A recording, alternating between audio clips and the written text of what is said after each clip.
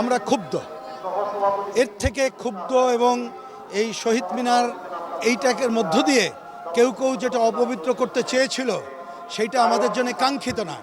কিন্তু গতকাল এর বিপরীতে যে চিত্র আপনারা দেখেছেন, আমাদের সাংবাদিক বন্ধুরা যে প্রশ্ন করেছে এবং তরুণরা রাজাকার বিরোধী যে সংগ্রাম শব্দ উচ্চারণ করেছে, স্লোগান, তাতে করে এটা পরিষ্কার হয়েছে এই শহীদ মিনার যাদের জায়গা তাদেরকেই আসতে হবে। এইটাকে কোনোভাবেই, এইটা ধর্ম বর্ণ নির্বিশেষে সবার শ্রদ্ধা নিবেদনের জায়গা। এইখানে বিশেষ ধর্মের লেবাস যেমন দেওয়া যাবে না, বিশেষ উদ্দেশ্য কেউ যদি ব্যবহার করতে চায় তার বিরুদ্ধেই জনগণকে সোচ্চার হতে হবে। গতকাল যারা এখানে এসেছিল খেয়াল করবেন, তারা কিন্তু তাদের কোনো আত্ম উপলব্ধি থেকে আসে নাই, তারা এটাকে একটা বিজনেস লাইক কাজ করার জন্য এসেছে। কিন্তু তরুণ প্রজন্ম তাদেরকে মোক্ষম জবাব দিয়েছে বলে আমি মনে করি। এই ধারাকে অগ্রসর করেই আমাদেরকে নিয়ে যেতে হবে।